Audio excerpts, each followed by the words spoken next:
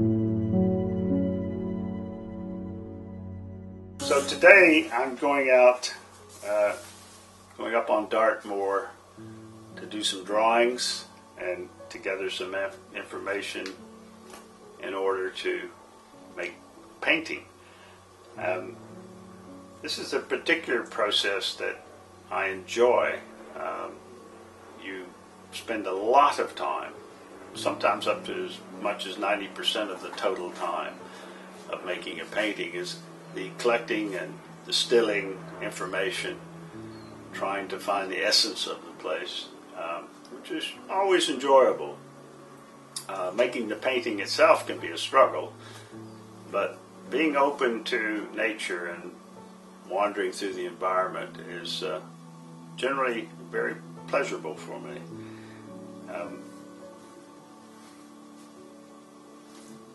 We're going first up on this flat plain on Dartmoor, looking north towards Chagford, and we see farmers' fields in the distance, which I will use as signifiers of space. I can use the farmers' fields geometry to actually create a sense of space, which all my paintings have some space in them. They're old-fashioned in that sense, in that I'm a space addict, really. I have to have space in my paintings. And so I use what I see. It can be light, or it can be a hedgerow, it can be a cloud shadow, but something to indicate foreground, middle distance, far distance. And so I spend time drawing these things, often with thumbnail sketches, quite small, done quickly, not much thinking, just trying to get something that might make a painting, because everything you see needs usually a bit of rearranging to make it more interesting and give it more impact. So that's what I spend a lot of time doing. In fact, most of the time when I go out, for the first hour or two, I do nothing but sit and take in the landscape and try to get in my mind images without words. I think words are often distracting, or too rational. I don't want to have this rational thought process really interfering with allowing the landscape to come in.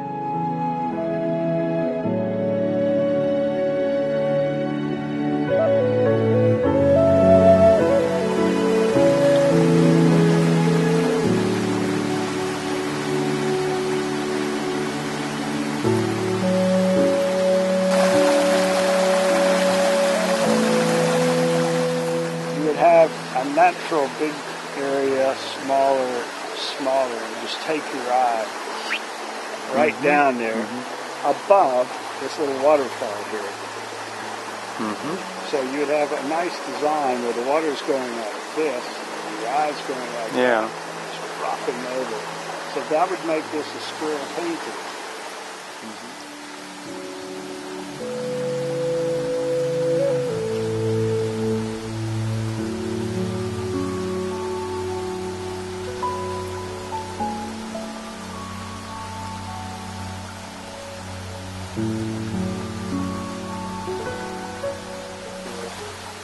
This grinder and a natural pathway to them.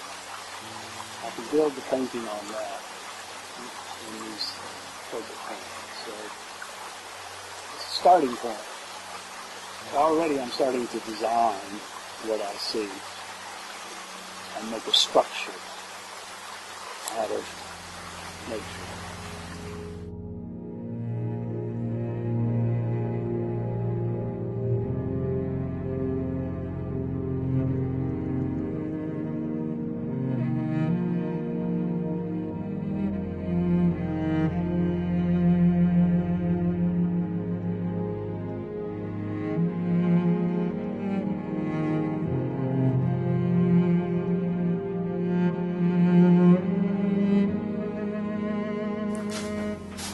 So for me, I think landscape painting,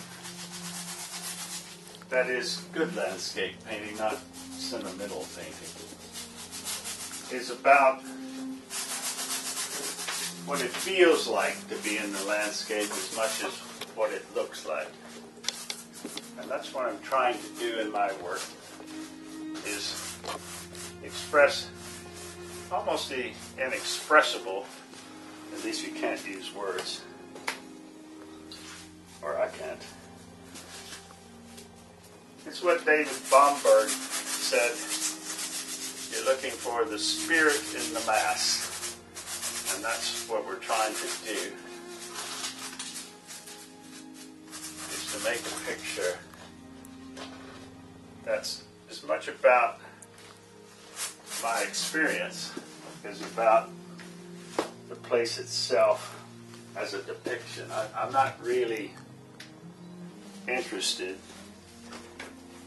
in any sort of slavish depiction of what I saw, but more, I think, what it feels like to be in a particular place at a particular time.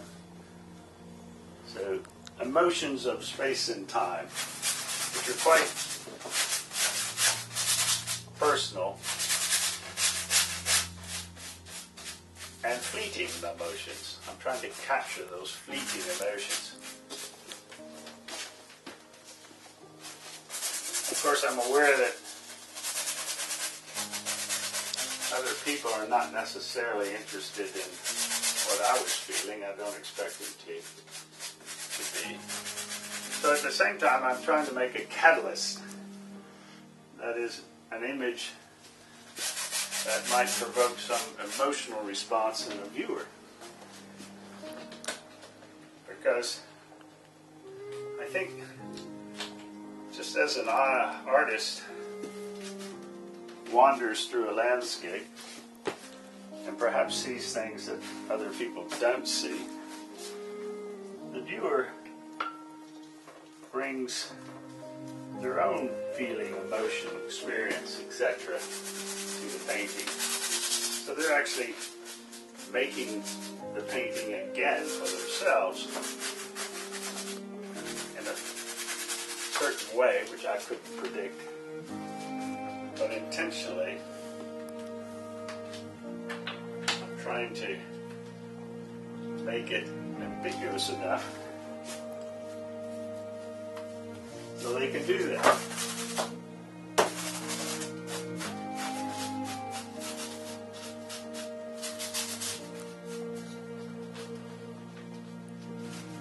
Rothko said that paintings live by companionship, and I think that's right. It's someone having an experience with the painting, and I had an experience with the landscape, and we're trying to connect those things. And that's basically what I'm trying to do in my painting. There's always an element of risk in it, which is important,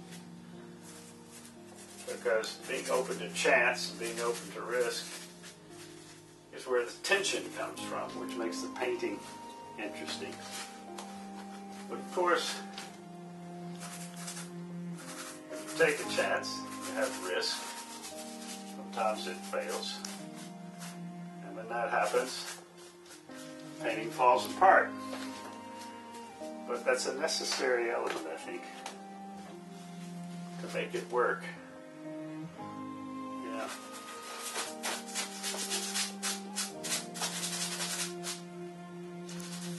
I've got to feel my way through the entire landscape. It's interesting how in nature everything relates to everything else. So everything has a relationship. And in a painting it should be the same way. Every mark relates to everything else. And the sum total of those marks is, for me, the emotion of what exists.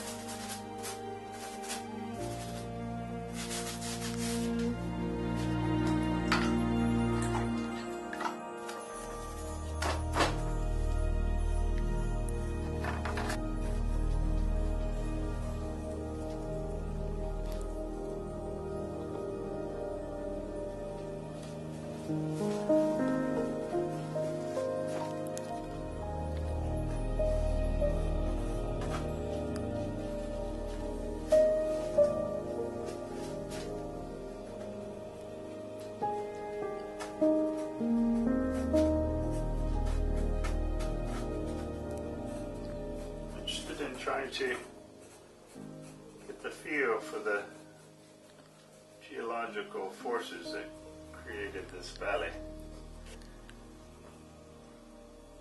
You can only imagine them, of course, but there's a physicality to it that interests me more than just about anything else, really. It's that feeling of timelessness and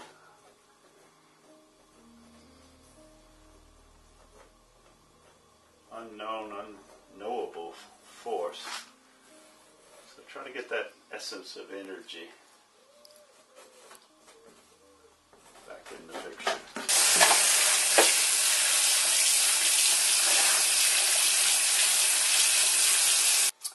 These are some rapid sketches that I've done that I have a note that says they're not abstract paintings. I wasn't intentionally trying to make an abstract drawing. And they're not representational either, but something in between, and what I call looking for the structural essence of a real place. So this may have been a tree or a building. It doesn't matter to me now. It's just a form and its tone and mostly energy. So I want the essence of a place just using big forms and energy. Color is somewhat arbitrary. That comes last in my process. This is a sketch I made earlier when we were up on Dartmoor at Grimspound looking down the valley. Now the sketch was done very rapidly, trying to capture the movement and essence of the place.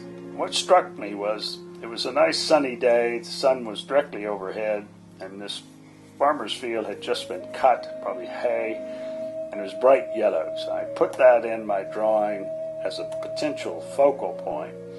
And then in the valley I noticed we had these cloud shadows, which were cast shadows from the sun on top of the clouds, over on the left or right hand side of the hill. And you can use those, and I will use those, to point as a signifier towards this bright yellow field. So it's a real place, a real time, mid-morning, summer day, but I've captured the essence of it with just these movements. And then I make notes as well, color notes, talking about granite, the color of that. So this is a quick sketch, maybe 5 minutes, above Grimspound, looking down towards Whitcomb and the moor. And maybe that'll make a painting.